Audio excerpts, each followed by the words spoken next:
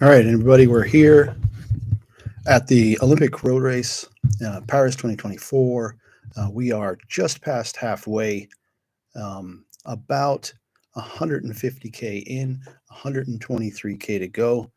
The race pace has been 41 to 42 kilometers an hour all afternoon. There's been a break that has been up the road since the first or second minute. We've got 5 guys who went up the road. Another 3 have clawed back. The Peloton was as much as 11 minutes behind less than an hour ago.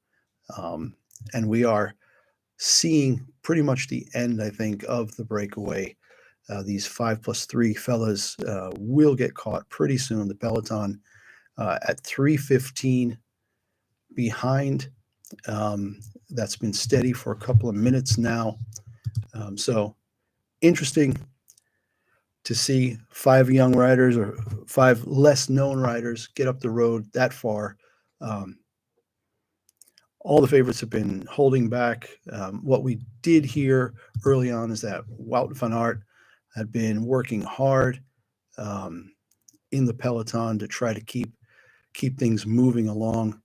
But yeah, 11 minutes is more than I thought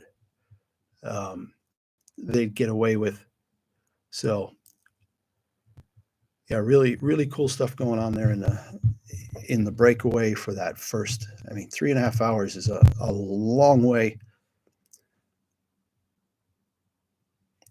to be broken away like that. The weather's pretty good in Paris today. It's 25°C, 77 Fahrenheit. So not the big heat that they had during much of the week. It was up in the 80s and 90s.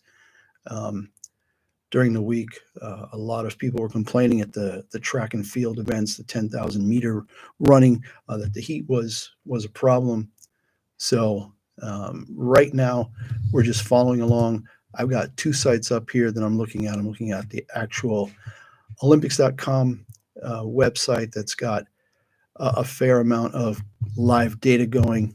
The lead group is now only 20 seconds ahead of the 3 chasers. So 5+3, it's going to be a group of 8 with the Peloton. Still 3:13 behind. Again, the course is the longest in Olympic history, 273 kilometers long, 2,800 meters of climbing. A big 155K, a 225K loop out and around the outskirts of Paris, followed by 3 18K loops around the Montmartre. Big hill there with a couple of climbs that they have to do 3 different times before coming back into the Trocadero in Paris to have the final sprint. So the other cycling site I'm looking at right now is the cyclingnews.com, which is also doing a nice feed of social media and updates. And they are refreshing about every minute. We're now 3 hours and 39 minutes in, 151.4K covered. The Peloton has now reduced the lead to 2 minutes and 51 seconds. The head of the race, the 5 fellows who had broken away, have been caught by the other 3. So we now have a lead group of 8 with only 121K to go. I don't expect to see any of these 8 guys there near the end of the race. So interesting stuff. It's going to probably be close to a 7. Could it be? No, 6.5 hour day. At 41 times 7 is 280. 280, almost 290. So I think 7 hours is going to be too much, but maybe 6.5, unless they really pick up the pace. It's definitely going to be at least 6:20. That is the longest day for a race that I've ever seen. I don't remember World Championships going much over 6, but to be at 6:30, 6:40, that's pretty heavy duty. Again, luckily they got some good weather. Peloton now down to 238 behind the group of 8. Yeah. And favorites again, when we look at the start list, we've got, Wout van Aert is definitely a guy. Danny Martinez, absolutely a contender. Let me just pull up the start list again. Here we go. All right. Van der Poel from the Netherlands. Remco Evenepoel, it would be amazing if he was able to get a second gold. He's representing Belgium. So Mathieu van der Poel from the Netherlands, Remco Evenepoel, and Wout van Aert from Belgium. Juan Ayuso from Spain, a good contender here. Who else we got? We got Moric from Slovenia and Trotnik, since Roglic and Pogacar are not here. Denmark has Mikkel Bjerg, Mats Pedersen, a sprinter, Matthias Skjelmose, since Jonas Vingegaard is not here. France has fan favorite Julian Alaphilippe in there, but not sure if he's still got another big race like this in his legs. He's showed some glimpses of brilliance lately. Christophe Laporte and Kevin Vauquelin, who did well in this year's Tour de France. On the Italian side, the only real guy with a shot is Alberto Bettiol. And the British contingent is really strong. They've got Thomas Pidcock, of course, who just won a mountain bike gold. Josh Tarling, who might have won the time trial last weekend if it wasn't for a defect. Who else looks good? From the States, Matteo Jorgensen, a guy who was really upset that he lost the stage to Pogacar on a break, that he had a breakaway and almost made it to the finish. Brandon McNulty, also from the States there. Like we said, Danny Martinez from Colombia. Mark Hirschi from Switzerland, always dangerous. Ben O'Connor from Australia. Binyam Girmay, who won 3 stages and the green jersey at the Tour de France, representing Eritrea. Ben Healy from Ireland. Who else we got? Alexei Lutsenko from Kazakhstan, always good in these one-day races. And I think that is pretty much all amongst people who have a real shot at this. That's probably a good 15 people. So, yeah, definitely going to be an exciting finish. I think it's going to get really fast as they approach those 3 last laps.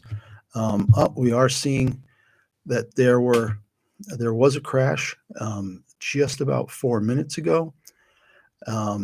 And Alex Kirsch of Luxembourg went down. Probably something, either the bidons, either the food bags or the water bottles getting tossed around, and often they get under somebody's wheel, and that can be a real problem. It looks like the group of 8 is still going strong up front, and Peloton down to 238 with 118.2 kilometers to go. The average speed was at 41.9 for a while. It's now at 41.5. So the front of the Peloton has slowed up. We've got a break, a split, I should say. The head of the race, 3 of the fellas, Ed Dogme from Morocco, Chaya Sombat from Thailand, and Manzin Abayo from, I believe, Uganda, not Rwanda. I think he's from Rwanda. Have not been able to keep pace. Kagimu and Rouget Lagan from the original break, with the 3 followers, now make up the new 5-person head of the race. Peloton holding steady 238, 239, as a couple of people have dropped off. So 5 became 8. 8 is now back down to 5 with a little bit of a different makeup. Yeah, again, let's see, any more news on that crash? No more news on the crash. 236, so the Peloton's making up about 3 or 4 seconds per kilometer here. And I do think that that's probably going to pick up even more as the pace continues to increase. 7 people up front now, 5 plus the 2 stragglers. One of the original 8 is now completely gone. I think it's the rider from Rwanda is no longer there. So we are approaching 4 hours, 3 hours and 46 minutes. Again, I would not be surprised if it's going to be 6 hours, 30 minutes, 6 hours and 40 minutes. And this, looking again at the profile, just so many different climbs. Not that they're super big climbs, but they're just constantly throwing in another, 60, 80, 100 meter climb here and there. 1, 2, 3, 4, 6, 8, 10, 12, 13 different climbs that they're calling categorized climbs. None of them seem to be all that long. I think the longest one seems to be 1.9K, so just over a mile, 1.2 miles. But plenty of these are at 6%, 5.5, 6.1, 6.5. I'm just reading off the profile here from the Olympics website. And then at the end, when they do the 3 laps of the Montmartre in Paris, that's the famous hill off to the northeast of the city where the famous cemetery is, where like Jim Morrison, all kinds of cool people are buried. Chopin, I believe, is up there as well. So definitely a place that attracts a lot of tourists. But it's a big hill. It's an obvious landmark. If you're ever at the Eiffel Tower and you're looking out to the east, northeast, you will see in the distance this large hill with a big white building on top, and it's quite a sight. So the riders at kilometer 220, 225, as they come back into Paris at kilometer 214, and then they head over towards the Montmartre, and then you have these 3 laps of that hill, 1 kilometer climb at 6.5% 3 times, once at kilometer mark 227, once at kilometer 245, and then again at 263, and then it's 9.5K downhill into the city to the Trocadero, where probably the last 7 to 8 kilometers are completely flat. So, yeah, again, fun day in Paris. The ladies' race is tomorrow. In that race, unlike this one where the defending champion, Richard Carapaz, is not there, his country's delegation chose Narvaez. Yeah, Ecuador, Narvaez. Tomorrow's race with the women, the defending champion is Anna Kiesenhofer from Austria. Famously, remember in Tokyo 3 years ago that she broke away right from the start with a couple other riders. I think the group was only 3 or 4 for much of the day. It was a 3-hour, 45-minute race, and she broke away. And when the Peloton, with the Dutch rider, I think it was Van Vleuten, Annemiek van Vleuten, when she led the Peloton back in a secondary break, and Elisa Longo Borghini. I think when Van Vleuten crossed the finish line, she actually put her hands up thinking she had won, not knowing that Anna Kiesenhofer had already crossed the finish line 30 or 40 seconds earlier. And there was that moment of like, oh, geez, wait, I just raised my hands like I won when this lady's already done. Oops. So it was a shocking but spectacular breakaway solo ride from Anna Kiesenhofer. Interesting lady. She's actually, I think, a professor of either pure mathematics or physics, I think at a university in Switzerland. And this is how she unwinds. She rides bikes. She rides really fast. And she is on the start list for tomorrow. She'll be trying to repeat. She was in the time trial last week, didn't do so well. Really horrible conditions last week, if you remember. Tons of rain, lots of falls. I remember Chloe Dygert from the U.S. had a fall that probably would have gotten her second. Nobody was catching Grace Brown of Australia. If you remember, she actually was so quick. I think she outdistanced the second place person by almost 2 minutes, maybe a minute 40, as she took gold in the pouring rain at a speed of 49 kilometers per hour. Just an incredible effort from her after having missed out in World Championships and the Tokyo Olympics on gold. She really took it to everybody this week. She was so fast, she would have beaten 6 of the men in the race. So an amazing thing. And she'll be in the race tomorrow. So it'll be interesting to see if, I know the women aren't doing the same length, of course. I'm going to have to check. We'll have videos following up later on the final part of this race, the winner, commentary on that. And that'll go out tonight live, probably about 3 hours or 4 hours after the race is over. Tomorrow, same thing. We'll try to go live for part of the women's race, and then we will go and get a video out summarizing the entire race later on Sunday evening. So pretty exciting stuff. Happy to see some of you here. We've got 4 people watching right now, so a big welcome to everybody. We're going to go over and check again what the latest is. The Peloton slowing down ever so slightly. The overall race pace has jumped from 41.5 to 41.8 kilometers per hour with this newly invigorated lead group of 5 people. 3 people have been dropped from the break, 3 of the original 5.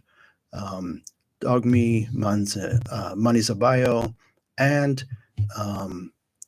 Chayasumbat from Thailand. So Rwanda, Thailand, and Morocco, 3 guys who were in the original break of 5, no longer up there. You've got Viviani Mullen, Rouget Lagan from Mauritius, Buglas from what looks to be Greece, and Kagimu, who I think was from Uganda. Yep. So we've got an Italian, an Irishman, a fellow from Mauritius, a Greek fella, and a Ugandan fella in this group of 5. The 3 people who fell off have now fallen back 2.5 minutes already in just excuse me, in just the last 10 minutes. They've dropped back a good 2.5 minutes. The front is pushing hard, average speed now up to 42 kilometers an hour. So they are trying to make a break of it. The Peloton, which had gotten as close as 238, has now also dropped almost 20 seconds back to 257 back. I don't know if that's because of the crash that happened about 15 minutes ago and they just kind of regrouped. But it seems like this group of 5 that's at the front right now is settled in and trying to keep the distance. Peloton at 3 minutes now. They have swallowed the 3 from the original break, Manisa Bayo, Chayasumbat, and Ed Dogmi. They are now gobbled up by the Peloton. Hope they can stay with them at least. So again, 5 people at the front, 109 Ks to go, 164 down, and we are closing in on 4 hours of ride time already with a solid 220 to 230 to go, depending on just how hard those last three hilltop loops are going up and around the Montmartre. So looking again at the start list, if the Peloton stays together, Van der Poel, very strong sprinter, Wout van Aert, Evenepoel, all good sprinters. I think Mads Pedersen is a big favorite if he can stay with and be there for the sprint finish. Ben O'Connor and Michael Matthews from Australia definitely have a good shot there. Oh, Biniam Girmay, a tremendous sprinter. If he can hang on, and 273K is a long day for him to still have the legs to put in those 12 to 15 seconds that a sprinter needs at the end of a stage to generate those watts to pull away and win a stage, or today the gold medal race. So don't count out folks like that. I think it'd be really interesting to see it come down to a sprint finish. But with the Olympics, you often get breakaways, and I think people will continue to break away. So we are now really getting close to that 4-hour mark.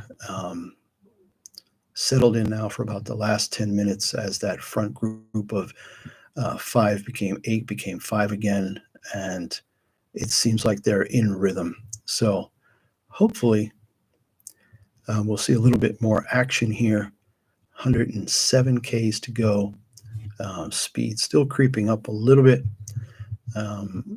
Looking back through some of the messages to see if there have been any folks who have abandoned the cyclingnews.com site doing the live report.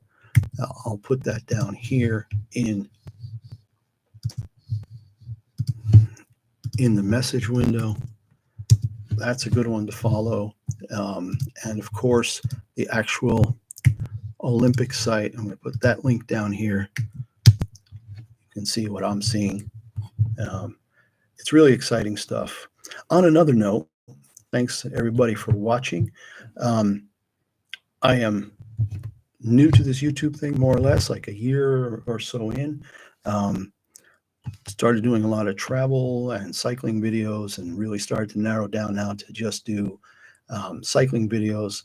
I've had some fun success with some videos around bike reviews, about riding the Eurovelo cycling trails in Europe, and also about making some of these comparison videos showing all the top winners, especially of like these Olympic road races and time trials, Tour de France, things over history. I'm going to have a video previewing the Vuelta that's going to be out on the 15th of August at noon.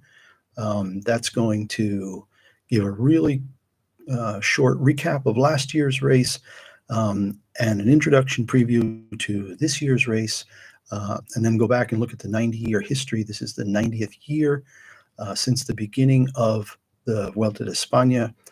It's happening from August 17th until September 8th, 21 stages, 3,265 kilometers, only 2 flat stages, an awful lot of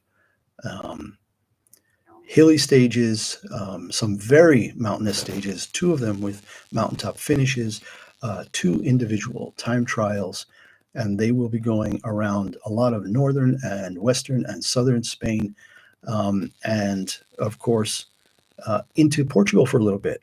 So they've decided to actually go down, I think, somewhere near Porto, and then also into Lisbon. I think there might be a time trial in Lisbon. But again, that video will drop on August 15th at noon Central European time, since I'm based in Central Europe.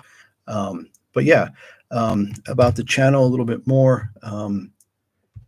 I am just about monetized. It should be happening today, tomorrow, Monday, after a year of trying to really focus on the niche, and just we travel a lot, and hopefully going to be able to have a video from Singapore in a couple of weeks. We're going to be down there for a few days. So I'm going to try to get a bike and ride around Singapore. Apparently, they have some really fantastic cycling trails around the city of Singapore. And then we're going to head over to Indonesia, to Lombok, which is the next door neighbor of Bali.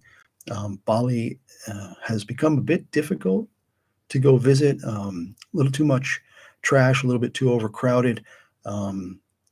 So Lombok has become the new Bali, what Bali was 25 or 30 years ago. And there's an island called Gili Air. We're going to be spending a little time, and it's a non-motorized island. So again, going to be renting a bike, going to be riding around there a little bit. So yeah, a lot more content coming. We're going to be doing daily updates on the Vuelta starting on the 17th of August. So a lot of good cycling content to come. And then around here, around Vienna, where I'm based, there are going to be also some videos around Vienna to Bratislava on the Eurovelo 6. These are the two closest capitals in the world to each other, and the Eurovelo 6 cycling trail that goes from the Atlantic Ocean in France, close to where today's cycling Olympic men's race is happening, goes through Switzerland, Germany, Austria, Slovakia, Hungary, and all the way down to the Black Sea. That Eurovelo 6 is one of my favorite places to ride. And you can get down from Vienna to Bratislava in, I think, probably 2.5 to 3 hours. It's about 65K. It's flat. It's generally with the wind, and there's always a good beer waiting for you at the other side of the ride. And then you can either ride back if you're feeling feisty, or you can grab a train and get back to Vienna in about an hour. So really cool. Again, the two closest capitals in the world from what I've heard. All right, let's check back in on the race. We are getting a new update here. It is, okay, we're over 4 hours now. The Peloton has made a big move in the last 6 or 7 minutes while I've been flapping my gums about my channel. The Peloton is now down to 231 away. The head of the race is only 102.8 kilometers to go. Speed's been steady now for the last 7-8 minutes at 42 kilometers an hour average speed. There is an attack in the Peloton that was just 4 or 5 minutes ago. Mikkel Bjerg from Denmark and Domen Novak from Slovenia. Sorry, let me see. I want to be sure. Domen Novak is definitely Slovenia. I actually made that mistake in one of my videos last week. I used the Slovakian flag for Slovenia. So apologies for that. But yeah, we are seeing some more and more activity now. Benoit from Belgium has brought Novak back. But basically, the pace is really picking up. So they're really pushing hard. The Peloton went from almost 3 minutes back to 2:30 back now. Not seeing any other specific news about it. Yeah, so that's where we are. We are 170K into the race, 102.5 to go. Again, it's 273 kilometers. It's an extremely, extremely long race today. Again, 6.5 hours is what we're expecting. If the Peloton can get back and bring everybody together into Paris, then I expect to see somebody break away on one of the 3 climbs up and around the Montmartre, that famous hill in Paris. So if somebody can break away there, then they've got a good shot of maybe finishing the race in a breakaway. If the Peloton comes off of those 3 laps of that hill together, then it's a sprint finish. And then you're going to see, because you don't have teams really, you're going to have to see countries. Some of them only have one or two riders or one rider. Some have three or four riders. And then I think what we'll see people try to position themselves for a sprint. But it's hard to imagine that a guy is going to pull for his own countrymen for the gold. It just seems like if you have a once in a lifetime, chance to get a gold medal, you're going to try to stay there and do it yourself. But again, the people that I really look forward in a bunch sprint at the end are going to be Mads Pedersen, who had that terrible fall in the Tour de France. I forget which stage it was. I did a video about it, and it was a really crazy situation because it was the stage where Cavendish got his 35th stage win, and in that stage there was a bunch sprint. Cavendish was away from the melee that happened behind, with Pedersen hitting the barrier on the left side coming in towards the finish line, and then there was this French rider, 25-year-old kid named Alex Tsingel, who bunny hopped right over Mads Pedersen, who was completely prone. He hit the barrier, bounced off, went down, was flat out on the ground. And this kid, Tsingel, French guy with a German or Swiss kind of name, just bunny hopped right over him. And if you look back at my videos, you'll see the footage of that, because it was amazing to see Tsingel just bunny hop right over Mads Pedersen. So Mads Pedersen is definitely one of my favorites for a bunch sprint. Biniam Girmay, also an absolute favorite for a bunch sprint. And then Wout van Aert, definitely a guy who can sprint. Bettiol, I think, is a pretty good sprinter. Josh Tarling, time trial guy, probably can really wind it up. Ben O'Connor and Michael Matthews from Australia also can definitely wind it up. Don't think Rui Costa's as much of a sprinter. He's a guy who could break away on one of those last three hills kind of unexpectedly. Lutsenko might have a chance in a sprint. Just trying to see if there's anybody else I forgot. A couple of Austrians living in Vienna, Felix Großschartner and Marco Haller. Haller, I think, is the better sprinter. Derek Gee and Michael Woods from Canada have been having good seasons. But again, I just don't know. Brandon McNulty from the U.S. may be good in a sprint. Matteo Jorgensen, again, I think we talked about him just a few minutes ago. We were talking about him being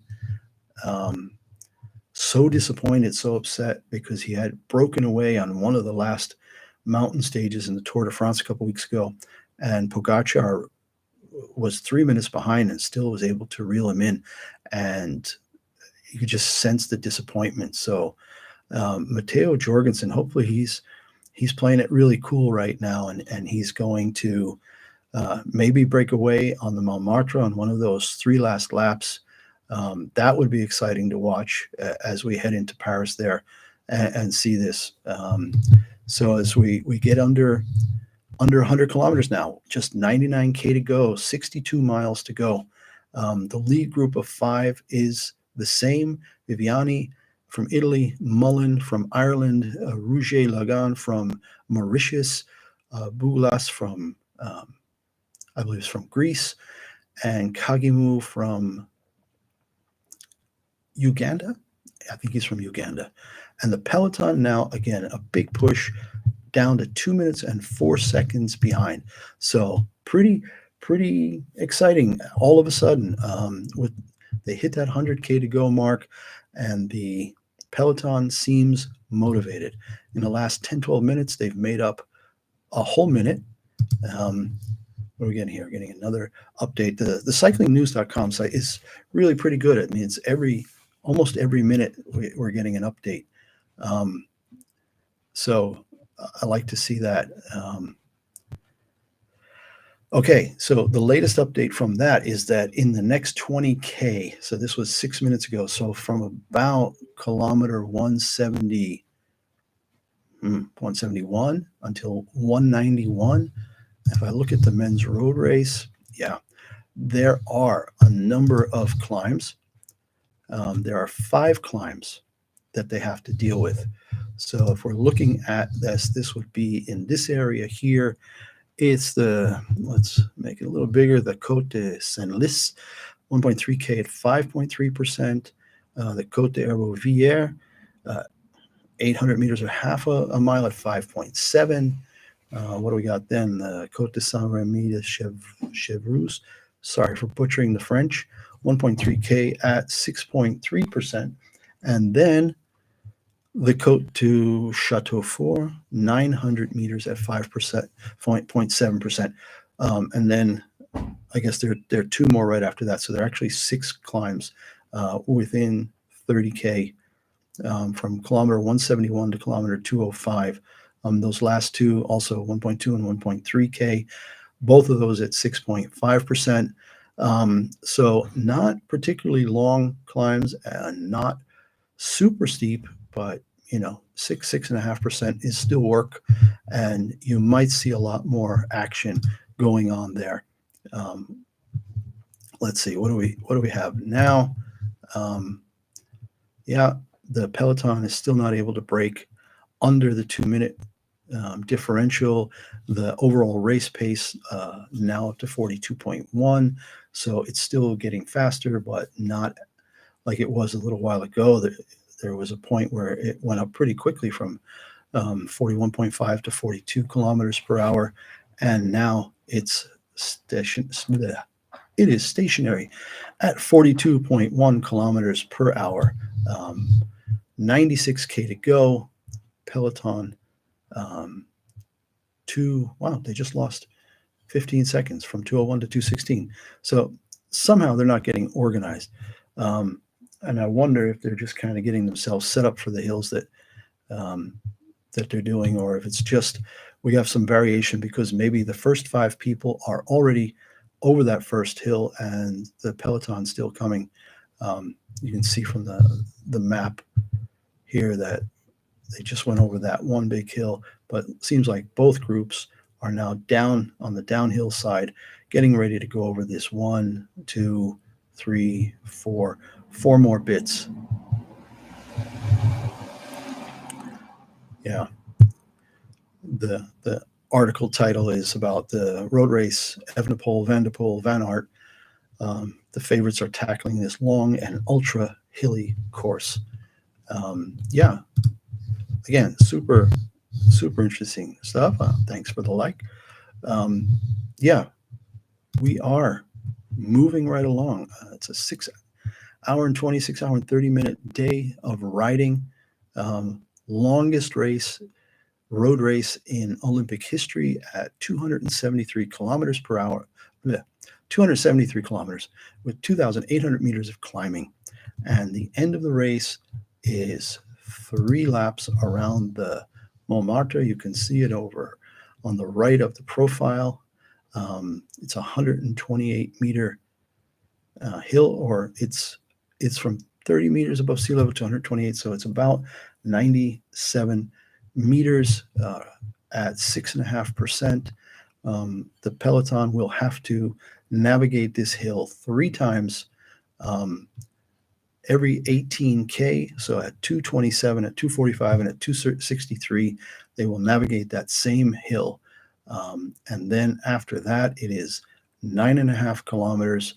The first 3 are probably downhill, and then the last 6.5 will be flat through Paris as they head to the finish line. So yeah, exciting stuff. The Olympic site,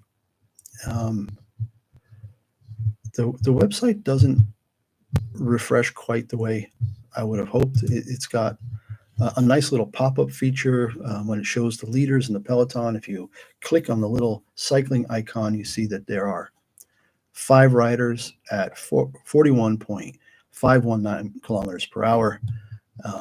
So again, it's Viviani from Italy, Mullen from Ireland, Rouget Layan from Mauritius, Georgios Bouglas from Greece, and Charles Kagimu from Uganda. Those 5 guys are leading out. They are 209 ahead of the Peloton. And the Peloton apparently going a little bit slower right now. But 209 is what they're saying.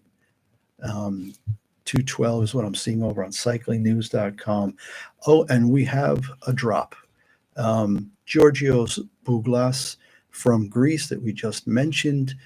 He had been in the 5 leaders for the past 10 or 15K.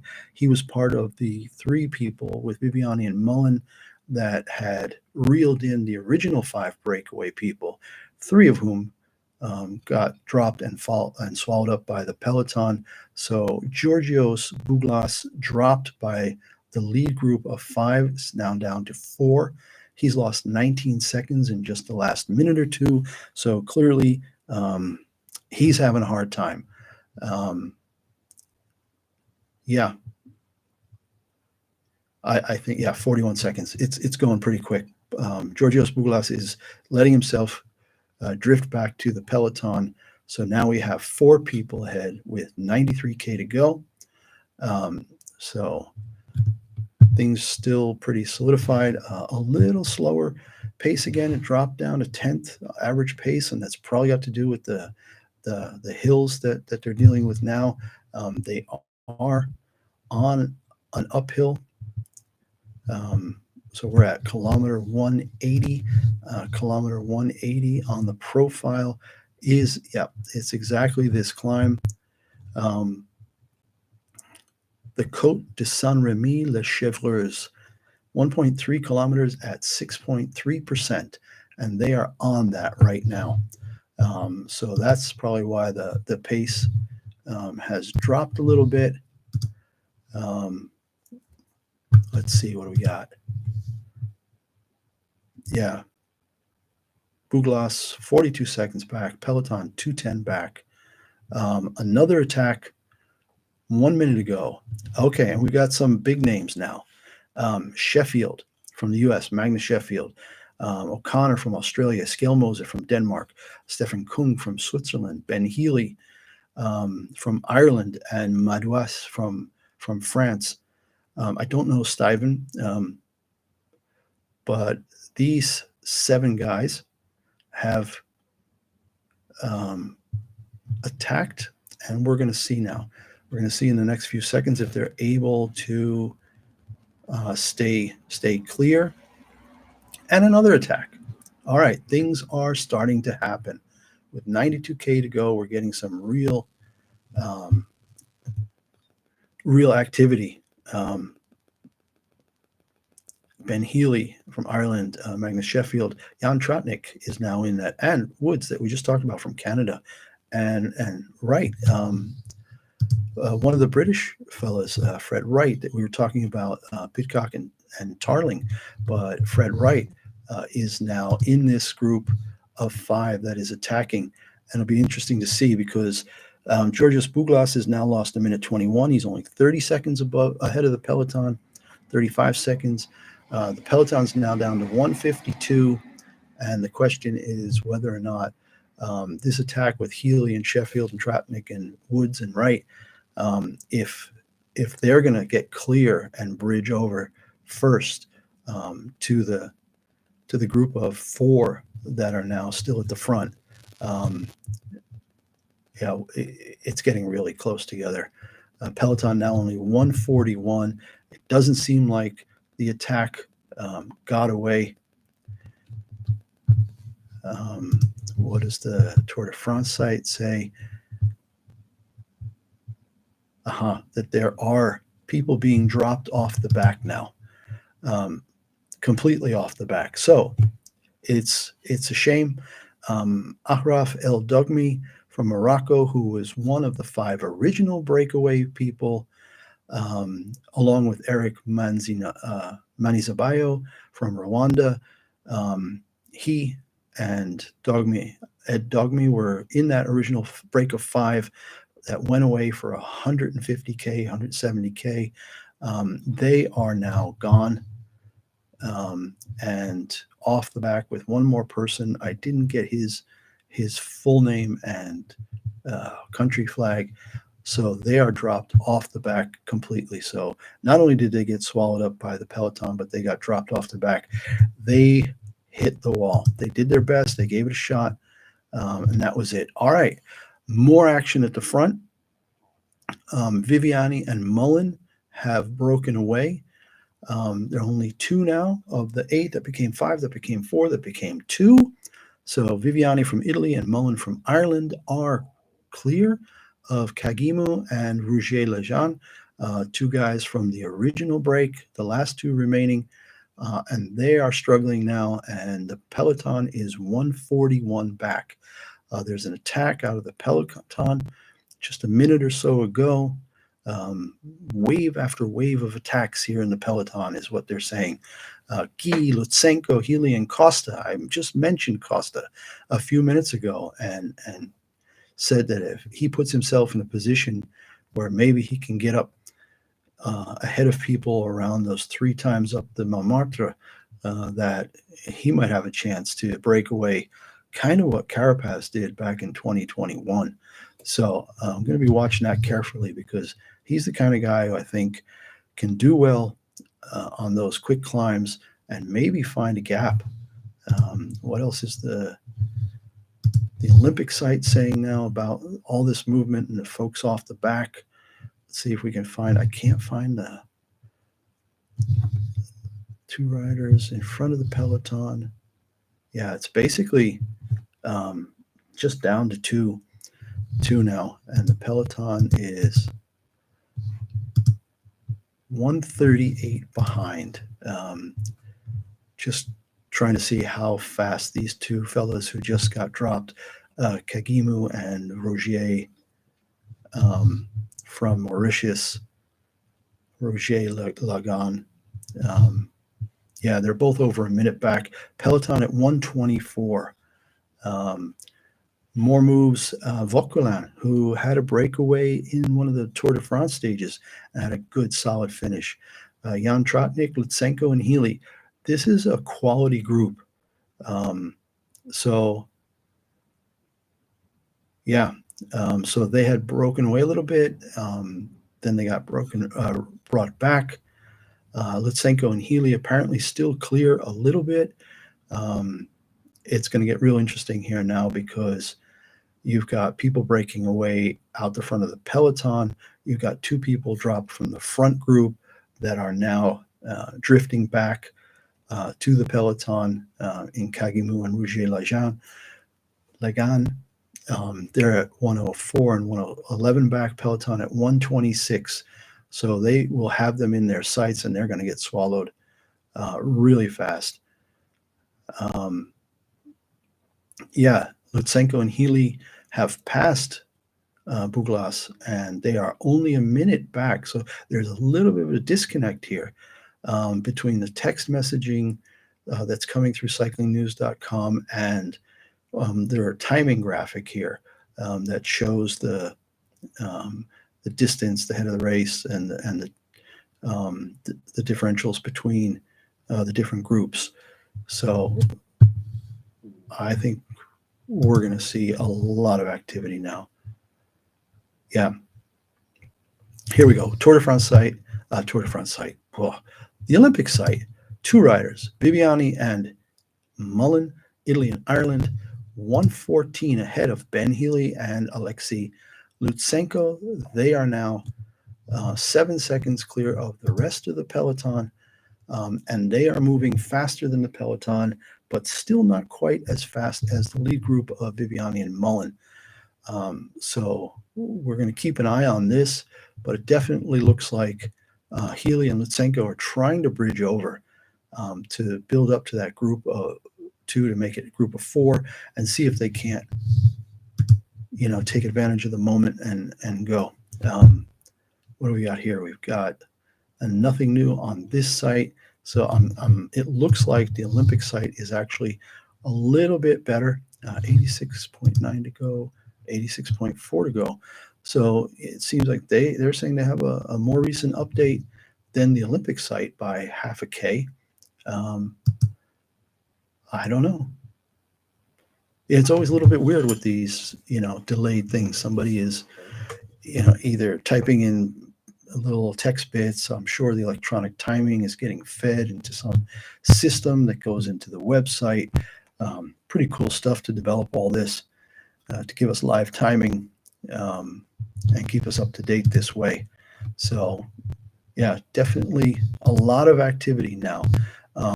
From where are we now? We're at kilometer.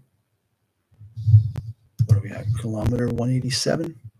And in the last 7 or 8K, there's just been a whole lot of activity. The front group of 8 down to 5, down to 2. A couple guys drifting back from that original group, still not swallowed by the Peloton.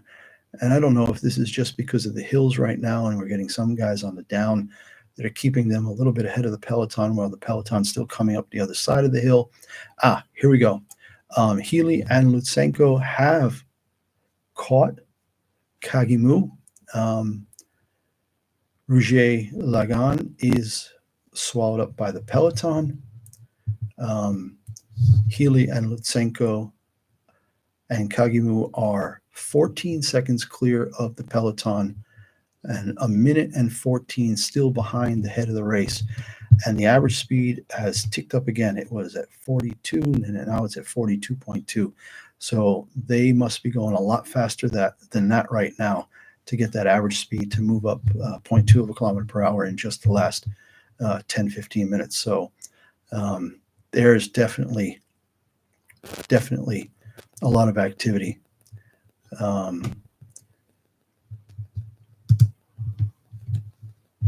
Yeah, same thing on the Olympics website. We've got 2 riders still up the road, 1:14 over the chasing group, and only 7 seconds further back. So Healy and Lutsenko are not getting away. They're not. They're trying. They're definitely trying to get away, but not as it's not happening the way I think they hoped. I thought they might have thought they'd be able to catch up now in these 10, 12 minutes, catch up to the leading 2 and say, hey, come on, guys, let's give it one more big push. So Roger Lagan and Kagimu have been caught by Lutsenko and Healy, don't have the legs to follow. So now it's 1 minute from Viviani and Mully back to Healy and Lutsenko. Roger Lagan and Kagimu 18 seconds behind them, and the Peloton another 17 seconds behind them. I'm going to disappear for a second, get a little water, and I will be right back.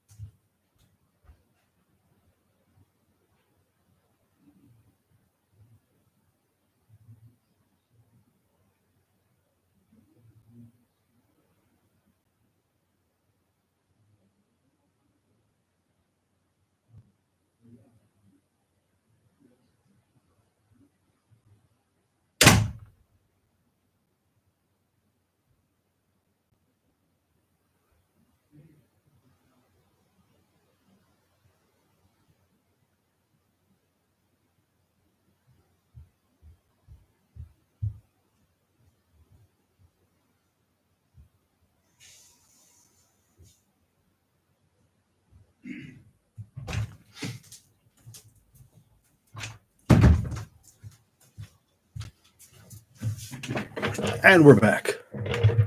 Gotta have water. This is my first live stream ever, so I need more water. I didn't think that it would be this scratchy after. What are we at? Almost up to an hour. We've been on here. So what's new? The distances, not much has changed. Healy and Lutsenko, minute 4 back, 82K to go. So we're down to 51 miles. A little over 51 miles. Lutsenko and Healy have put a little distance now between themselves and the Peloton, 28 seconds between them. All of the original five, the Fab Five, early on. Let's see, who was that again? That was the Moroccan Ed Dogmi, the Mauritian Roger Lagan, the Thai rider Chaya Sombat, Kagimu from Uganda, and Manizabayo from Rwanda. These five fellows were ahead for almost 150K, a heck of a race. In my summary video, recap video later on, you'll see more about them, pictures of them, give them some credit for an incredible ride. To go up the road like that and build as much as an 11-minute gap. So in my video later, you'll see pictures of them. So props to them for a heck of a day of riding. All right, we're an hour into our live coverage now. We've got two riders up the road, Viviani and Mullen. Viviani from Italy, Mullen from Ireland. The Irish having a great day because the two chasers that are just 57 seconds back now, Ben Healy, also from Ireland, and Alexei Lutsenko from Kazakhstan. And then the Peloton, another 27 seconds behind that. Moving right along, we're at kilometer marker, what do we got? 192.3, which means we have 80.7 to go. Viviani and Mullen, they're really doing a heck of a job. The average speed is just starting to balloon.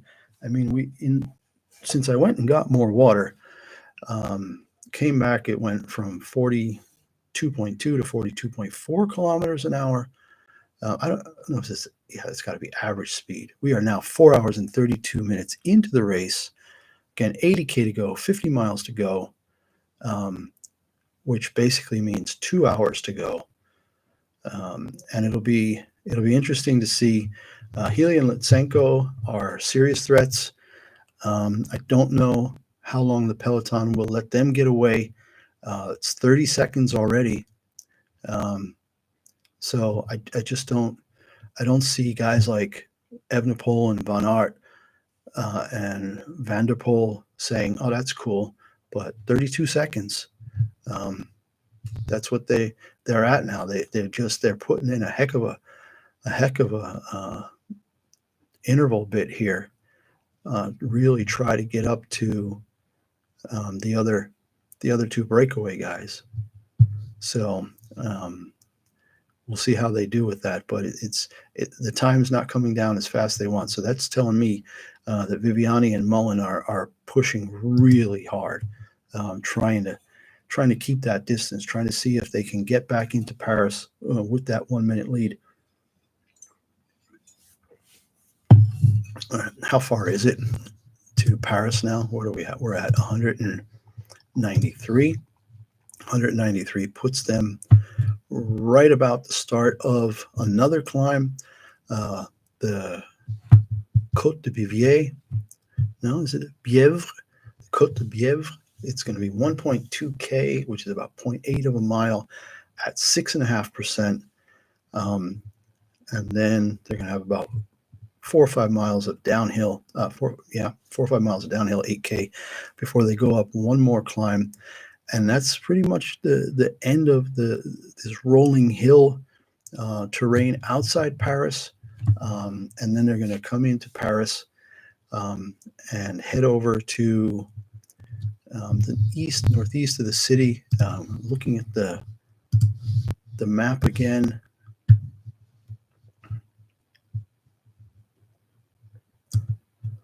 It is,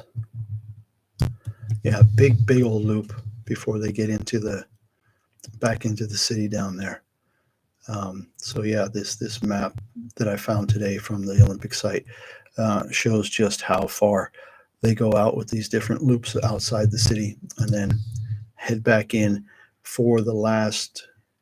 I mean, they hit Paris at kilometer 2:14, which means they're 59 kilometers, almost, what is that, 59, 30, 36 miles, 35 miles, 36 miles, within Paris proper, at the end of the race.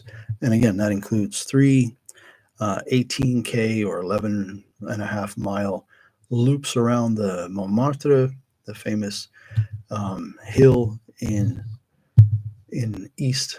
northeast side of Paris. You see it so well from the Eiffel Tower. Again, famous home to the cemetery where so many famous musicians like Jim Morrison are buried, or I think Chopin is buried there. So fascinating stuff. Before they get down that last hill, and then it's a flat 6-7K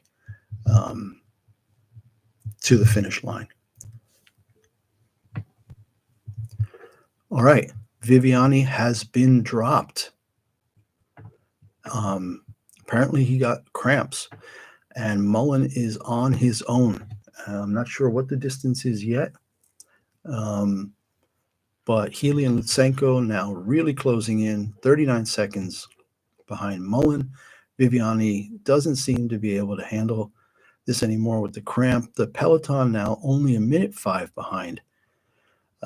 So not sure. Healy and Lutsenko have got to get up to Mullen and see if they can do something as a group of three to try to keep clear of the Peloton. But the Peloton, I think, once you have a breakaway at a minute distance, they're not going to be able to stay away. Just too many people in the Peloton, too many strong people who have probably been resting a little bit most of the day.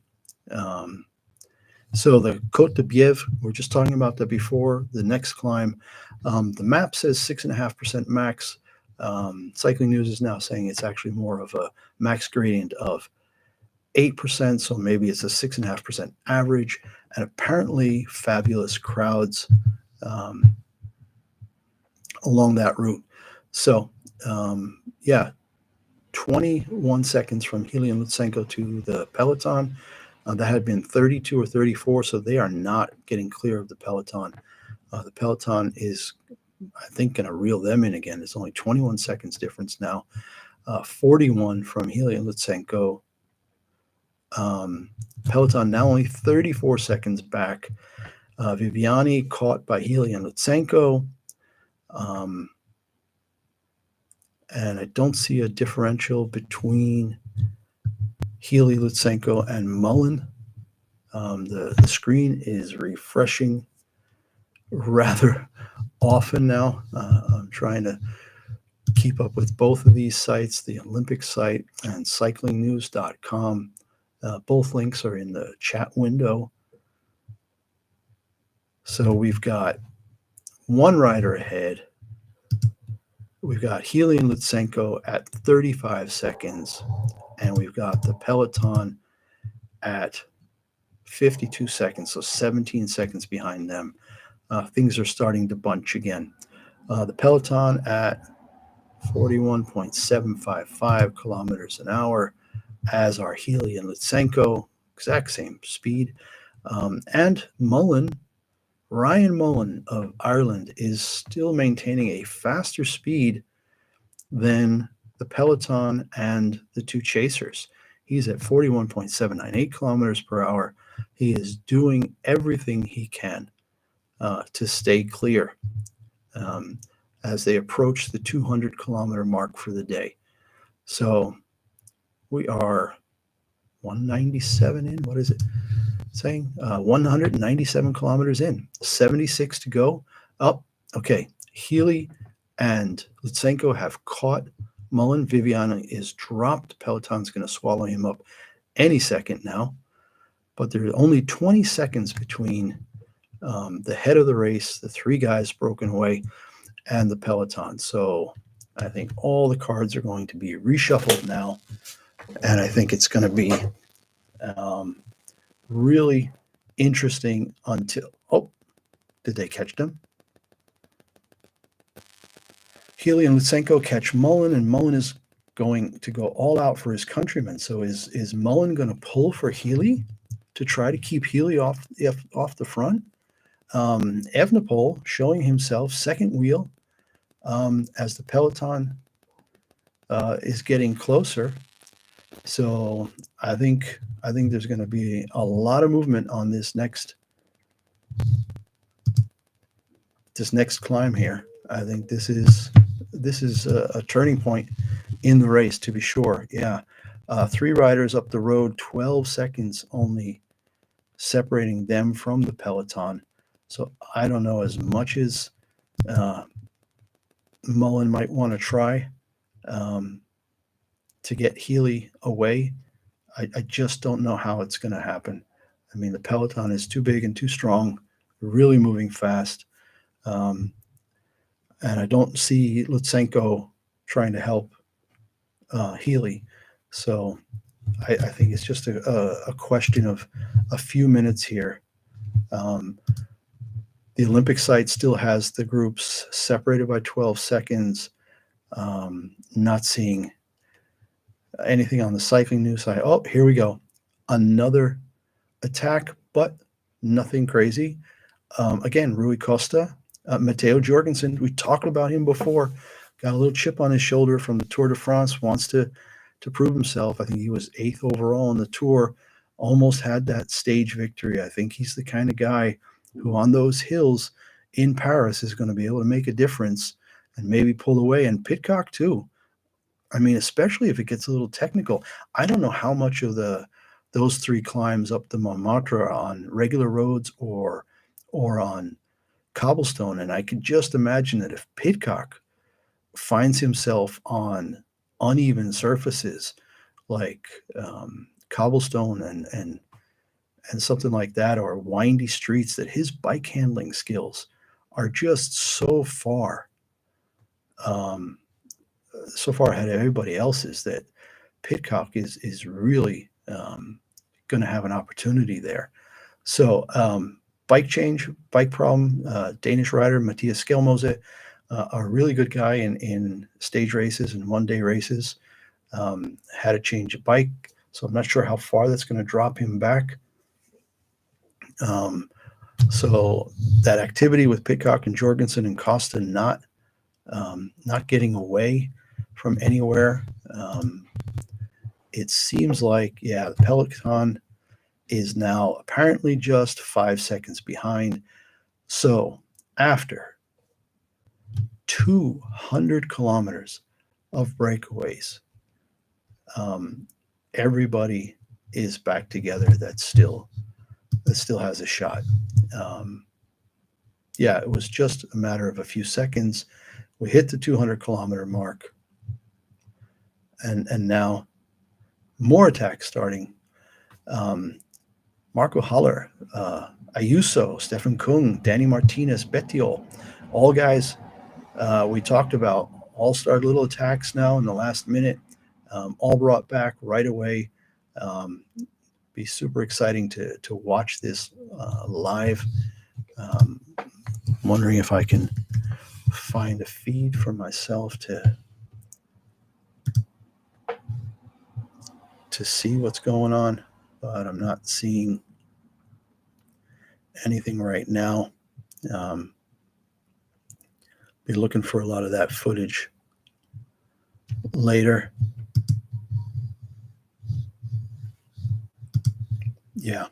So 72K to go. Average speed up to 42.4. Looks like everyone's back together. Evenepoel tried a little break now in the last minute, and that was brought back. People panicking, it says.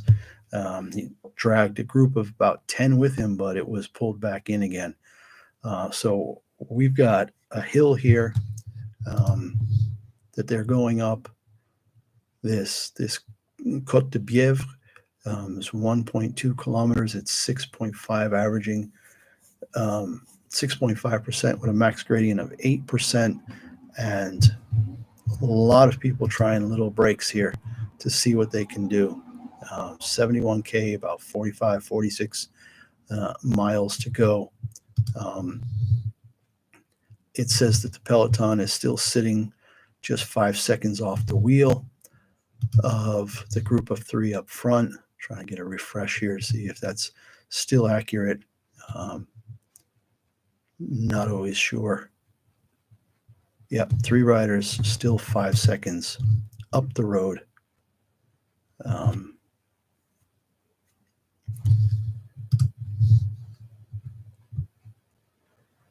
Yeah, Mullen, Healy, and Lutsenko trying to hold on, but the gap is just so small.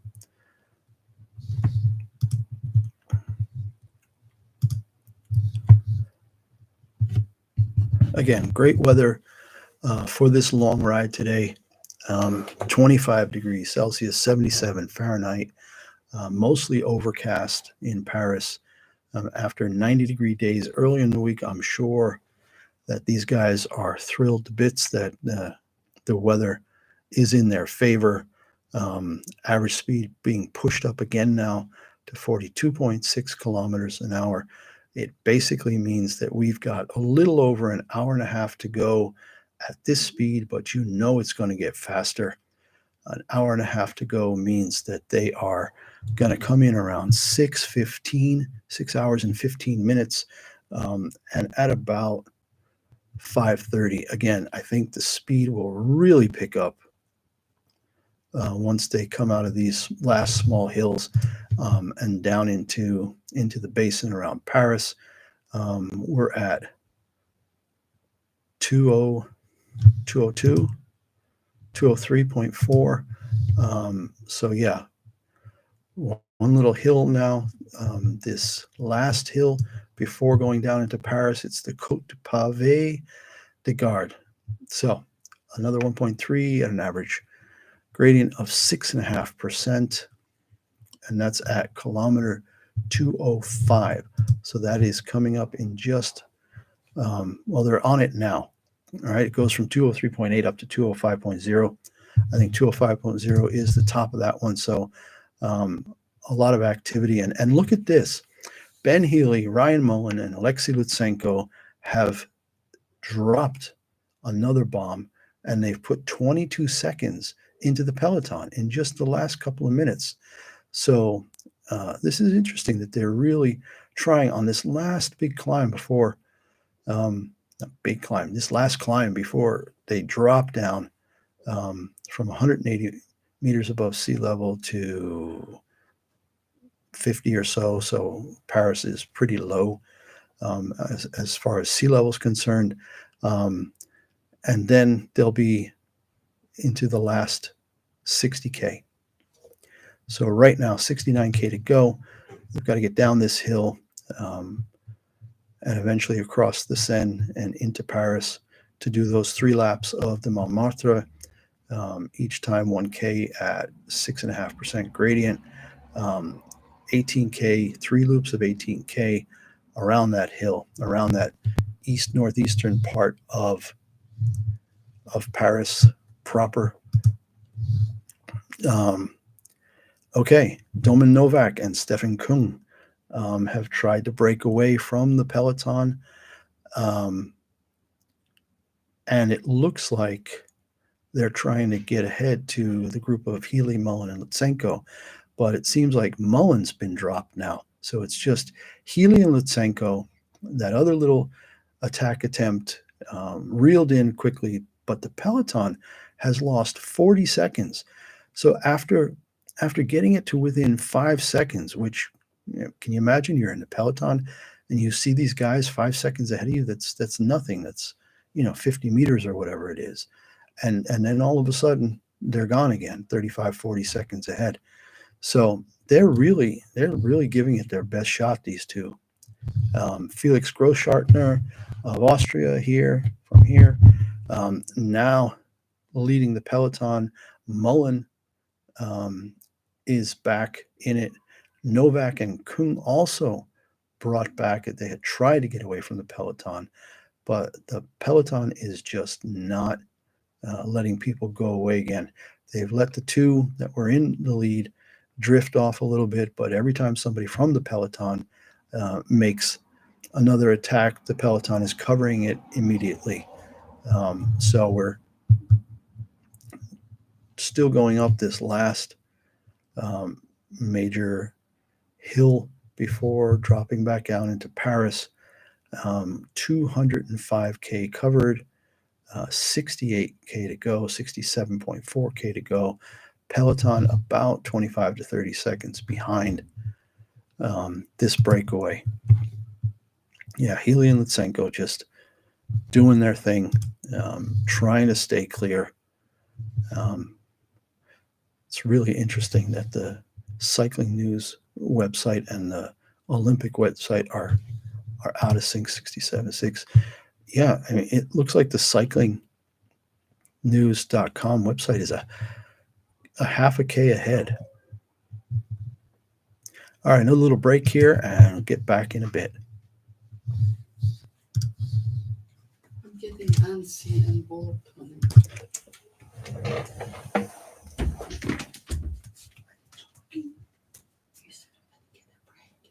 Yeah, I haven't clicked anymore.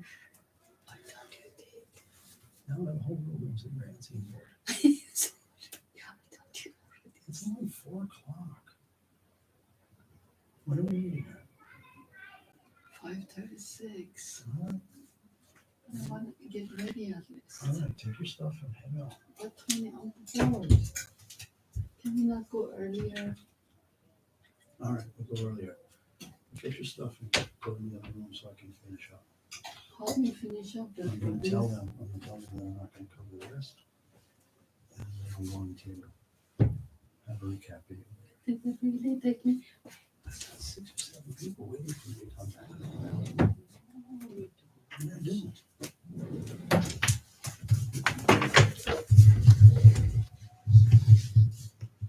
And we're back. So, 208 kilometers covered and just 65 to go. Healy and Lutsenko still holding that 30-second lead over the Peloton.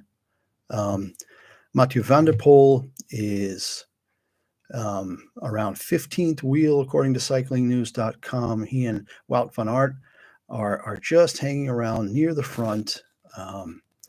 And again, these are two guys that just, they're gonna be players later on. So Evenepoel, Pedersen, Jorgensen, Bedio, Kuhn, and Kirschi all made a little attack another minute or two ago. All got reeled back in.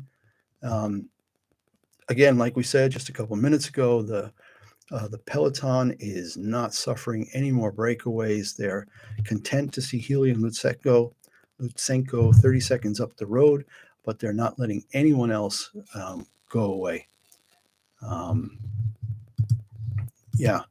Coming off this last hill now, we're at 208.8. 208.8 has us off the final climb outside Paris with an ascent of a little over 100 meters. I mean, when you compare to like Tour de France stages and stuff, that have these really long climbs high up into the Alps or the Pyrenees. There's nothing like that here as far as altitude, but there have been these 2, 4, 6, 8, 10, 12, 13 different climbs that categorized climbs that they had on here today. And again, the longest cycling road race in Olympic history at 273 kilometers with an elevation gain of 2,800 meters. A tough day, a day that's going to end up being close to 6 hours and 20 minutes. I thought it was going to be earlier before, but as we can see, the average speed now in the last half hour has gone from 42.0 to 42.8. So they've gained almost a whole kilometer per hour in average speed. We've got one fella now break away from the Peloton. I don't recognize the flag, so it's San Bayar. What's his country? Trying to get a look here real quick. Broke away about 10 seconds from the Peloton. Not seeing it again. Jay Sain Bayar. Guy's got some legs. Cyclist. Come on. Who is he? All right. He is from Mongolia. His name is Jambal Jamts Sain Bayar. 27-year-old cyclist from Mongolia, riding for the Burgos BH team. And he has put 5 to 10 seconds into the Peloton now as we hit the 210K mark. And he's trying to cross over to Lutsenko and Healy, but has not managed.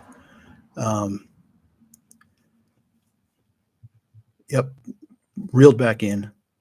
He had gone off with Sepulveda from Argentina, trying to bridge out, but there was nothing doing there. And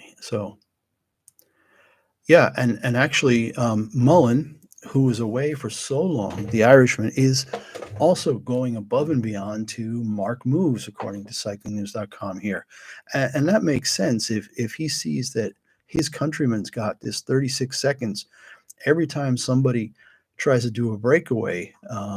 Mullen is going out and trying to reel them back in. He's trying to help Healy keep that advantage, and that advantage has grown again now. From it was 5 seconds just 10-12 minutes ago, and it's back up to 36 seconds. So 35 seconds. Really, really fascinating to see Mullen doing all that work to just give Healy a chance up front. And Lutsenko, I don't have the footage in front of me. I don't see if Healy and Lutsenko are taking proper turns, or if one guy is doing more than the other. They're staying clear. They've got 61K to go, 60.8 to go. The speed, again, like I said, it's picking up. Brutal day, 6 hours and 20 minutes. Wonder if the World Championships in Zurich are going to be like this. That's a lap race. As far as I know, that's like a lap. Was it 20 times 12 or something, or 12 laps of 20K or something like that. It's also going to be about 240K. I think it's going to be quite hilly as well. All right, we've got another little break going off. Nils Pollitt. Nils Pollitt was instrumental in helping Pogačar win the Tour de France. He did a lot of lead outs going up the hills, just cranking up the pace to try to break people, and having Pogačar ride his wheel. So amazing journeyman from Germany, who did so much work to help Tadej Pogačar in the Tour de France. Domen Novak and Woods from Canada also up the road a little. Bettiol and Derek Guy. So there is movement again. It's a question of whether or not these 5 guys, so Novak, Bettiol, Medeus, Pollitt, and Guy, if these 5 guys are going to actually get across, or if Mullen's going to be able to bring them back again. They've got 6 seconds clear, and we'll see now what they can do. But definitely a lot of activity. I mean, I stepped away for hours. I mean, I started working on the video for tonight for the recap video, getting some, background information, all this stuff to be ready to drop the recap video after the race was over. And, for 150K, nothing was happening. And then all of a sudden started getting all these messages and updates, one after another, stuff starting to happen. That's when I came out, went live with this, and decided I was going to follow this with all of you and see what was happening. This group of 6, Novak, Medeus, Pollitt, Anielski, Woods, and who was the 6th one? Oh, it's down to 4. Novak, Medus, Pollitt, and Woods. Guy got dropped back to the Peloton, but there's only 5 seconds between these four and the Peloton, and 25 seconds between Healy and Lutsenko and this group of four that's trying to bridge as we cross 214K with just 58.5 to go.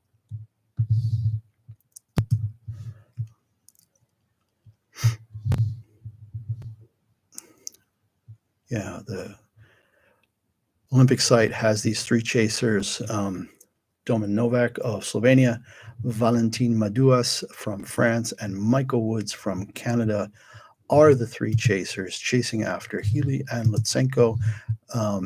Marco Haller, Niels Pollitt, Fred Wright, and Jabaljans Sain Bayar from Mongolia. These 7 guys right there in the second group. Again, there seems to be a bit of a lag. I've got 57K to go on the Olympic site, 50. So yeah, it looks like now they're kind of synced up again. All right. It's just a refresh issue between the two sites that I'm following, the cyclingnews.com and the Olympic website. So yeah, it's been interesting to try to see. But yeah, space now. The group of 7, Novak, Medus, Wright, Pollitt, Haller, Woods, and Sain Bayar, are only 18 seconds back of Healy and Lutsenko now. And the Peloton has dropped over 30 seconds back.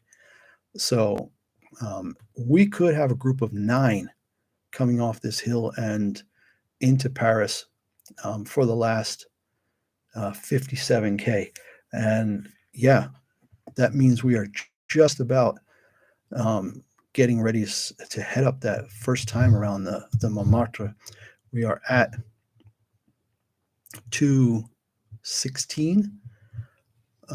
So yeah, I think in 7 or 8K, gonna have the first time up to Montmartre. 18K. I don't know about stragglers. There's really no information on how many people are completely off the back. But it'd be interesting when you have 3 loops that are only 18K long. 18K at 40 kilometers an hour is like 12. Was it 18K? I'm not sure about the math. It's like it's going to be somewhere between, it's like 24 minutes or something like that. So anybody off the back, these 18K loops, if somebody's going to actually get caught if they're off the back, I'm not sure. But yeah, it's going to get real interesting now. Again, I'd love to see the Montmartre street view.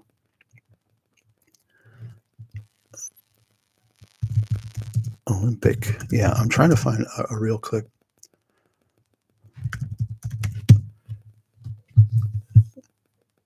Yeah, the road. Here we go. It absolutely is a cobble climb for 1 kilometer up the Montmartre 3 times. These are urban French cobbles. They are smoother than the cobbles of Paris-Roubaix, still cobbles.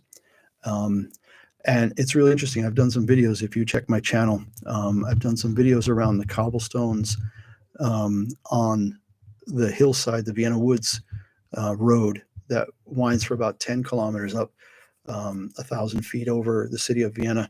And these are cobbles that were, I think, put down between World War I and World War II and are still there and are a lot of fun to ride, but they're really small, kind of quadrilateral, maybe a little angled shapes.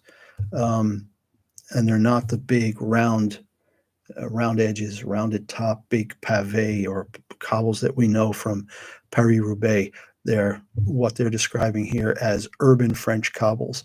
And I think the ones here in Vienna up on the hill road are the same. So if you want to see how that looks, check out my video about the cobbles.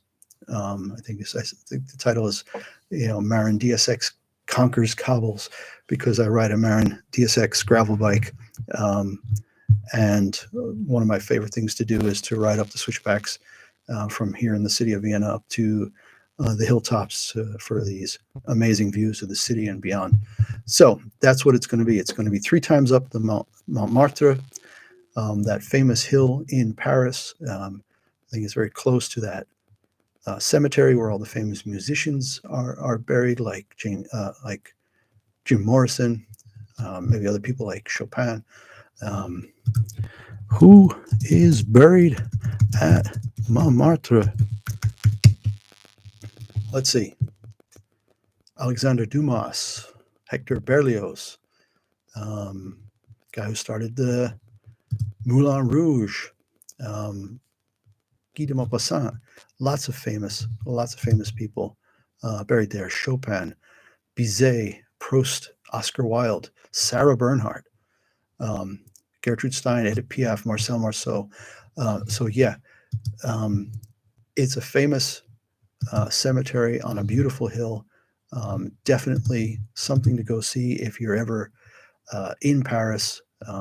So absolutely a cool thing to put on your list. I mean, a lot of people go out there, but hey. All right, lots doing. In just those 2 minutes where I was rambling, we have a big gap opened up now from those 7 chasers to the Peloton. A whole minute has opened up again, and you've got that same group of 7 with Madouas, Fred Wright, Stefan Kung, Nils Pollitt, Marco Haller, Woods, and Jambaljan Saim Bayar from Mongolia. Those 7 guys are trying to reel in Healy Lutsenko. That would make a group of 9, but they're still 26 seconds back. Peloton's at 117. Let's see. No, Mullen. Mullen and Guy. So Mullen from Ireland and Guy from Canada, both of whom have countrymen in the break.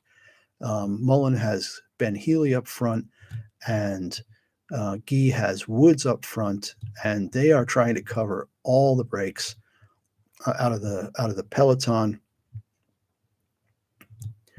Wout van Aert is off the back looking for his team car.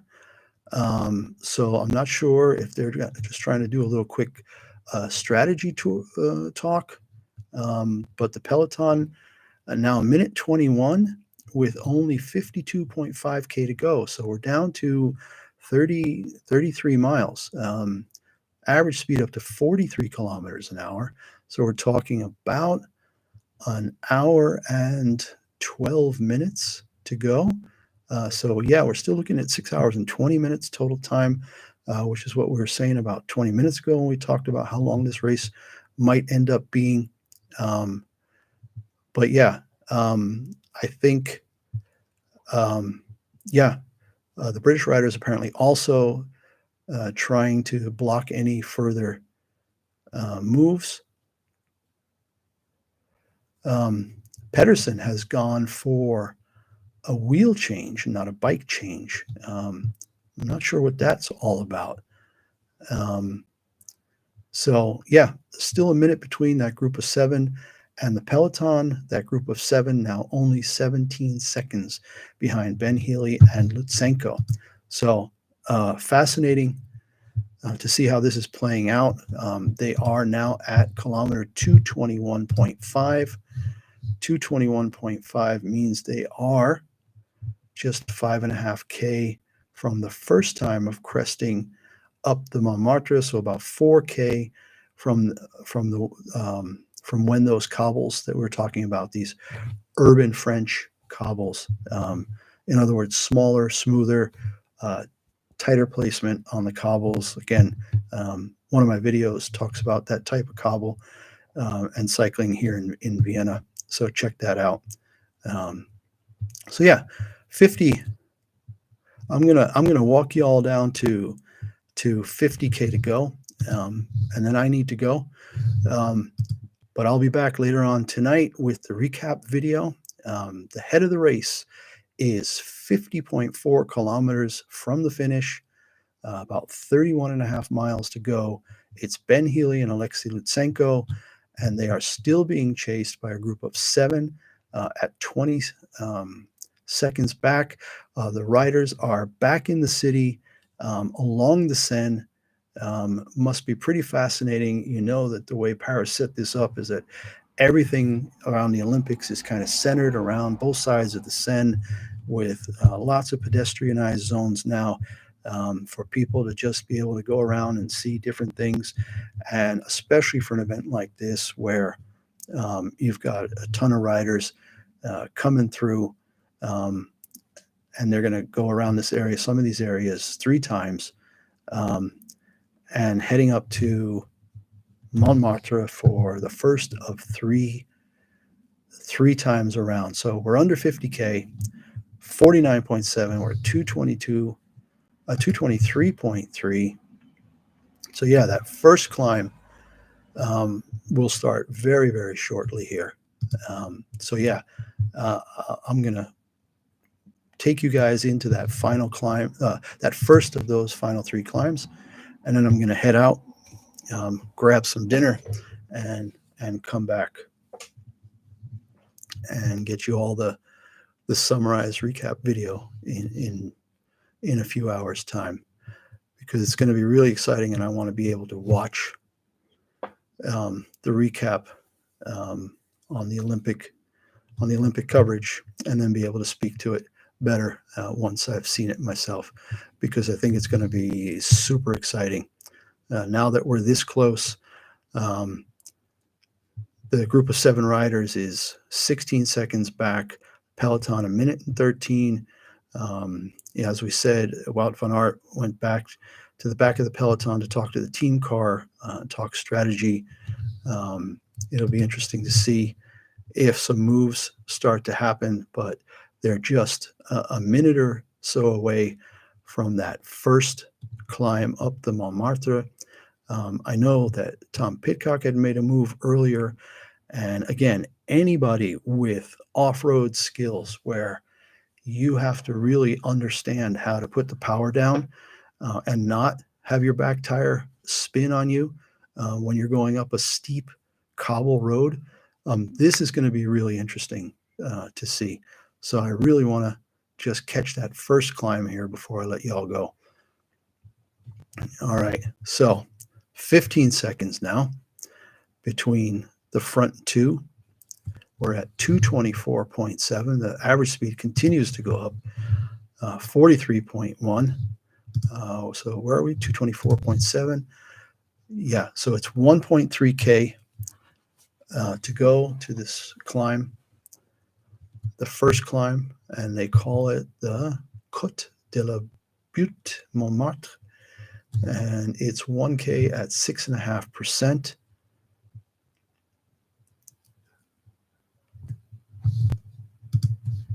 Yeah, I'm looking for somebody, because Wout van Aert has mountain bike skills, cyclocross skills. Tom Pidcock has mountain bike skills, just won the Olympic gold the other day. Guys with this kind of bike handling skill, if they're going up there, I think there's no rain, so I think they're really lucky. If it was rain, it would be an absolute crazy situation. This group of 7 is just not getting any closer. They're just 800 meters or half a mile from the beginning of that first time up the Montmartre. And this group of 7 is not able to close that gap. It's still at 20 seconds. The Peloton's still at 1 minute and 12. And going up this kind of urban cobble, the smaller the group, the better. I mean, the Peloton, you can imagine it's going to get tight through there, and they're going to lose momentum a lot more than groups of 2 and groups of 7. So if anything, I think that the Breakaway is starting to look like it's got more of a chance if they can just stay ahead over, especially this first time up. So we're just, where are we at now? Just a couple hundred meters to the first time up the hill.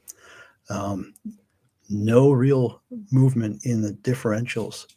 So 19 seconds to the group of 7, 1:15 to the Peloton. Belgian rider Benoit Did a lot of work for Evenepoel and Wout van Aert. Yeah, Wout van Aert. So we'll see what happens here. Fun living here in Vienna to see that Marco Haller from Austria is in that second group. It's down to 6. So Jalamjat Saim Bayar from Mongolia has been dropped now by 6 seconds. So it's a group of 2, a group of 6.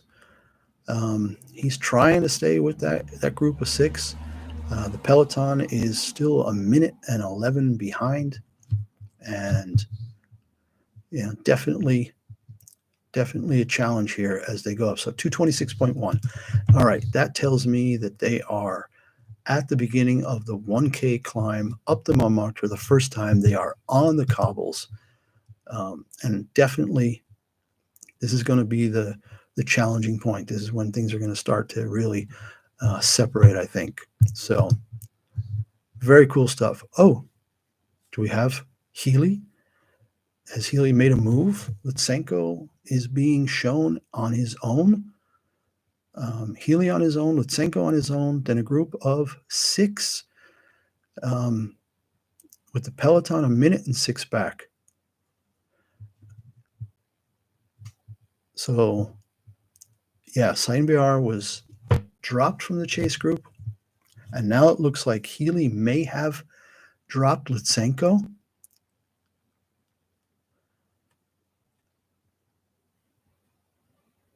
And are we saying that Van der Poel and Van Aert are trying to break away now? Yeah, there's an attack. Van der Poel and Wout van Aert, both of these guys, again, like I said, with cyclocross training. Pitcock with his cyclocross and mountain bike training. I'm surprised I haven't seen his name jump up yet. But we're still not exactly sure. We're 300 meters into the 1K climb up the Montmartre for the first time. The Peloton is starting to really close it down. 42 seconds. They've made up 30 seconds in just the last 4 minutes. Yeah. Interesting stuff here going over. I still don't know for sure if Healy is clear. It's Cycling News is showing him on his own, but without a time differential. The Olympic site is showing them still together. So I wonder if it was just a momentary thing where he got away. It's 12 seconds now from those two back. 46 to go, 44. No, the Olympic site is way behind. They're 1.3 kilometers behind the cyclingnews.com site. So I'm going to stick with the cyclingnews.com site for now. Peloton, again, making more moves, 44 seconds back. It says that Healy has dropped Lutsenko. They're at 228.5, so they are now over the top and going down the other side. There are a couple of bumps that they do twice on the Montmartre. And on the third time around, they only do the first bump before heading down a different way back towards the Trocadero in Paris. So I don't see a differential yet for Healy and Lutsenko or a differential to the other 6. So I'm guessing that we're only talking about a few bike lengths. And here we go. More from the break, away from the Peloton. Van der Poel, Van Aert, Jorgensen, Alaphilippe. Alaphilippe is amazing. This is not the youngest guy out there. Alaphilippe has got to be in his mid to late 30s. Okay, he's 32. But he's been in the biz for, 10, 12, 14 years. And he seems to always be able to show up for big things. And it's his home Olympics. I mean, come on. This guy's going to make a move. So, yeah, a group did get away by 6 seconds. And it's Van der Poel, Van Aert, Alaphilippe, Matteo Jorgensen of the U.S., and Skuyens I think is from Latvia or Lithuania. Please forgive me, I'm not sure on the flag there. They are 38 seconds behind the group of 7: Medus, Wright, Kung, Pollitt, Lutsenko, Haller, and Woods. And I don't know where they are in relation to Healy. But Lutsenko is back with the other sets. He made that 6 into 7. Healy's still on his own. What's the... yep, Healy is 22 seconds clear on the Olympic site. And then we have the other group of 5 at 40 seconds with Van der Poel, Van Aert, Alaphilippe, Jorgensen, and Skuyens. And then only 3 seconds behind them is the Peloton. Whew, it is definitely getting exciting. Yeah, so hopefully lots of fireworks as we go over this hill 3 times. Hopefully no crashes on the cobbles again. Should be a dry day all around, overcast, not too hot. As far as I know, there's no rain. Be stupid if there was, and I'm saying there isn't. But let me just pull up the Paris weather real quick. Precipitation, a chance right now, actually, mostly cloudy with a 50% chance of rain. And if that were to come in right now, oof, that could be crazy. Yeah, I'm looking at the satellite imagery now for Paris, and there is a chance of drizzles. That would be absolutely crazy if all of a sudden it started to rain when these guys are on their cobbles. You know, I can't even imagine. Hey, thanks, Renato Assis. Glad you're enjoying this. It's an exciting day out there, that's for sure.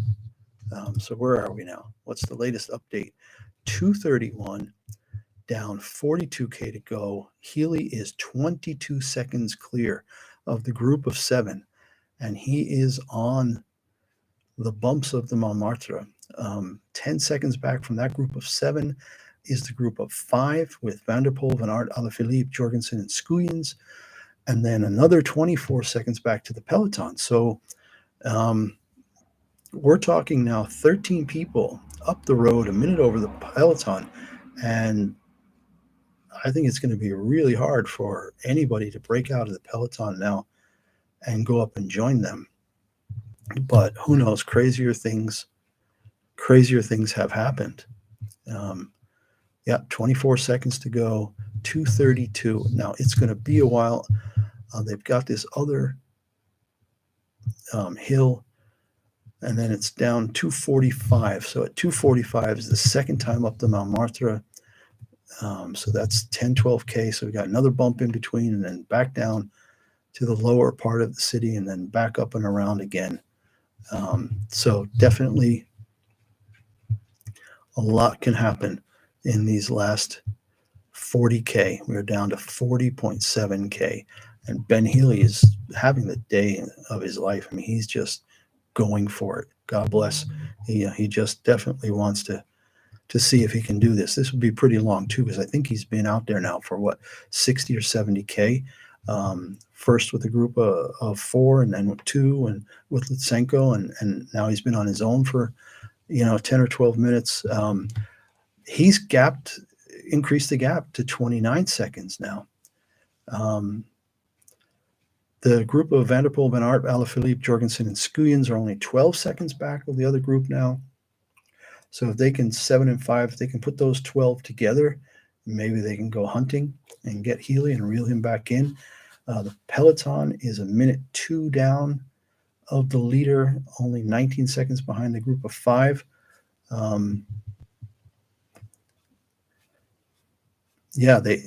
These guys have to know. Interesting point here. No radios in the Olympic race. The riders do not know exactly where everybody is at all times, which is completely different from what they get in the Tour de France, the Giro d'Italia, the Vuelta de España. No. And if you remember, we talked earlier in the live stream about the issue that happened in the women's race when Anna Kiesenhofer took off and Anna von Flanken, I have a hard time with her name. The Dutch rider who finished in second, she came across and thought she was first. She reeled in with Elisa Borgolongini, reeled in what they thought was the group that had gone up the road. And they did not know that there was still one person ahead. Now, I don't know how the race organizers are doing signage, like in the old days of Formula One, where you hold the sign, you're P2 and you're 8 seconds behind. I don't know what they're doing here, if there's certain places along the course where these guys are seeing signs that tell them. But what they're saying basically is that these guys need, if Wout van Aert and Mathieu van der Poel's group catch the other guys, and they're still 14 seconds back, but they don't think, okay, we're good. We're at the front now, because Healy is still up ahead by 29 seconds, and they don't know that.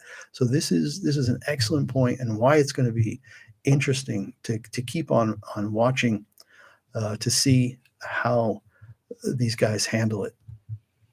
Is there something going on? Pedersen, Williams, and McNulty are trying to break away from the Peloton, which is 19 seconds behind the Van der Poel, Van Aert, Alaphilippe, and Jorgensen group. But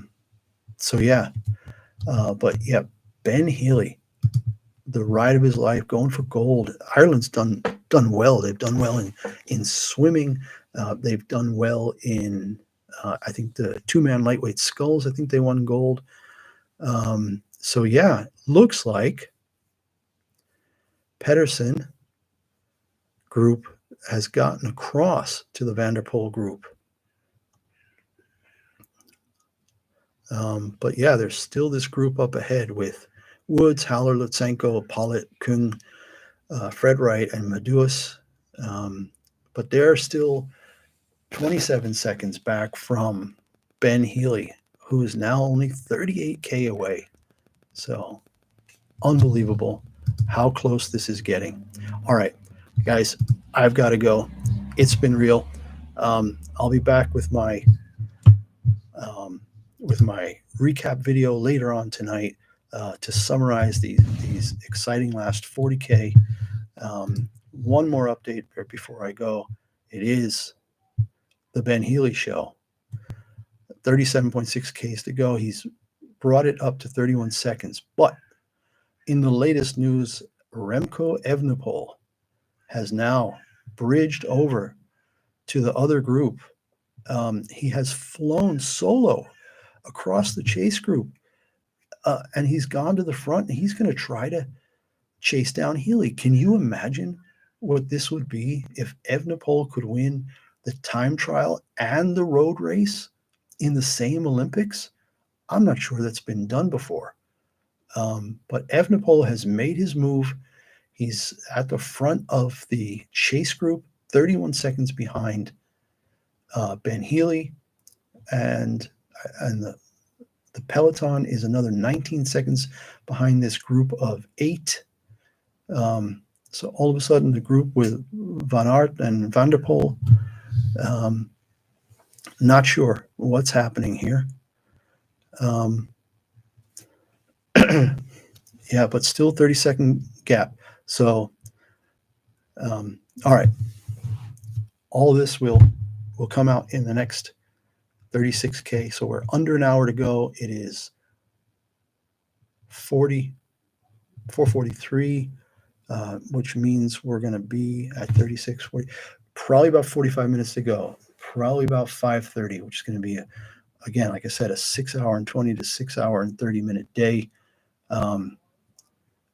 Exciting finish. We said that if the favorites and some of these multi-cycling sport people could get, up front by the time they hit the 3 times around Montmartre and up the hill and up the cobbles, that there could be some really interesting stuff going on. in these last 36K.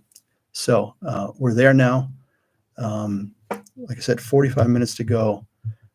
Enjoy. Use the links down below so you can follow along or watch, hopefully, on different streaming services.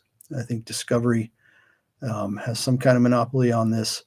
They're charging like $3 or $4 a month, but you can get a membership for a month and watch these events and the Olympics. So, 28 seconds. Healy's still clear, 35K to go. And I will see you later to recap. Bye now.